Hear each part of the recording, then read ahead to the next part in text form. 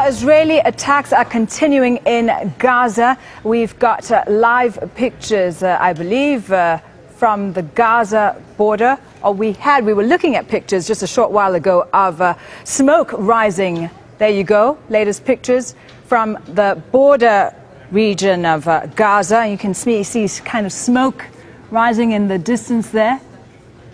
There were explosions there in the last few minutes. Let's get the latest now from Nicole Johnston, who is in Gaza for us. And Nikki, what's going on? Is that another Israeli airstrike? It certainly seems that the border area around Gaza is really being targeted at the moment. Part of the reason that we know that is we have information that in the last hour, the Israeli army has started dropping leaflets to people in that area, telling them to leave. Now, this leaflet says what areas they should leave from and what areas they can still remain in. So we haven't had this before. This is certainly a new development. Now, the leaflets also tell people what route they should take to get out of that border area. So it does seem as though Israel is preparing to really target that area in the next few hours, and it's telling people to leave. So diplomatic efforts are not talk of a ceasefire, are not the attacks just keep continuing. That's right. I mean, it's very ironic that on one hand we have Arab League ministers and this delegation arriving in Gaza to offer solidarity. In some respects, it gives people some kind of hope that perhaps a ceasefire is imminent. But as news gets out that these leaflets are being dropped, people will really start to get extra worried because, you know, they're being told to leave the border areas.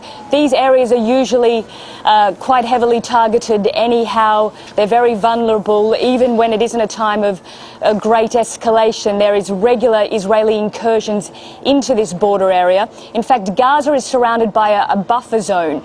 This is an Israeli-imposed buffer zone. It's 300, sometimes 500-600 metres wide.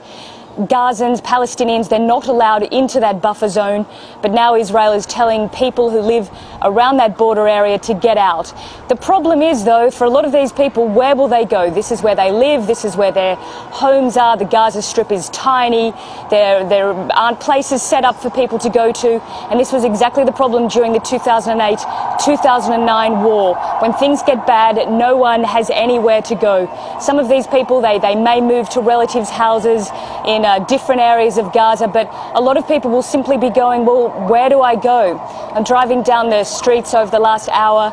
I did see a few people moving around, some people with their donkey cart, with a lot of goods parked, with a lot of goods on the back. So it looked as though perhaps some people were moving, and we do know that there are people in Gaza who've left their houses, that are in difficult, vulnerable areas. They're living with relatives, but now it seems that there could be a lot more people from that border area looking for somewhere to stay.